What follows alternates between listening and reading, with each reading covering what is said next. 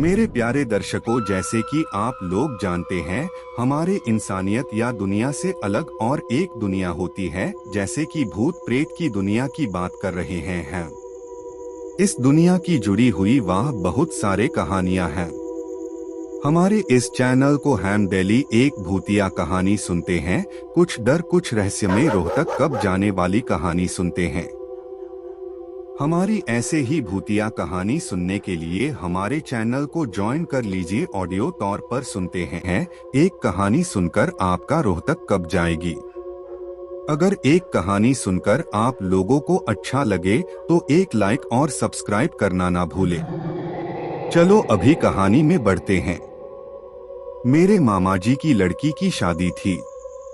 शादी गांव में थी।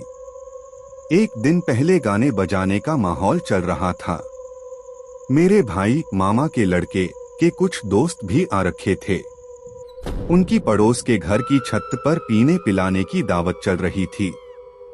भाई ने मुझे पैसे दिए और अपने एक दोस्त के साथ मीट लेने भेज दिया। मामा के घर पर मांसाहारी खाने की मनाही है, इसलिए हमें ये काम चुपके से करना था। हम दोनों बाइक पर सवार होकर निकल पड़े।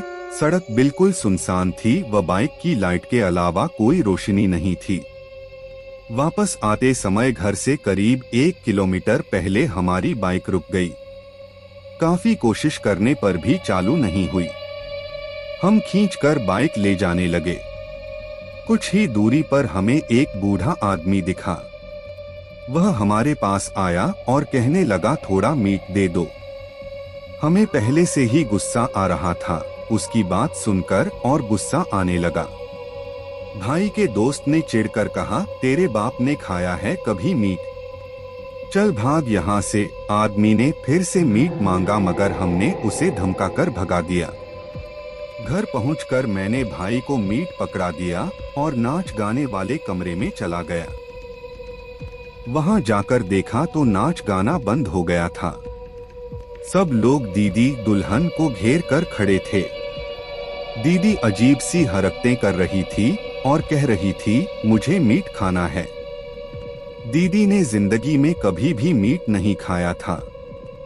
सबको समझ आ रहा था कि ये भूत प्रेत का चक्कर है। मामा ने दीदी को जोर के 2 थप्पड़ मारे। दीदी ठीक हो गई, मगर मामी अजीब सी हरकतें करने लगी। ये सिलसिला चलता रहा। भूत एक को छोड़ता तो दूसरे पर लग जाता। सब भूत को समझाने लगे कि इस घर के लोग मौस मछली छूते तक नहीं हैं। पर भूत ने बताया कि इस घर के कुछ लोगों ने मीट मंगाया है और मेरे मांगने पर मुझे नहीं दिया। ये सुनकर कुछ बात मेरे समझ में आने लगी। मैं भागकर भाई के पास गया और घर और रास्ते पर हुई घटना के बारे में बताया। भाई ने वहां से मीट का एक टुकड़ा उठाया और चल दिया। उस समय भूत दीदी पर लगा हुआ था। भाई ने मीट का टुकड़ा दीदी के मुंह में डाल दिया, तब जाकर दीदी शांत हुई। थोड़ी देर बाद सब सामान्य हो गया और सब अपने अपने काम में लग गए, मगर मामा थोड़े गुस्से में लग रहे थे। शायद वह भाई पर गुस्सा थे।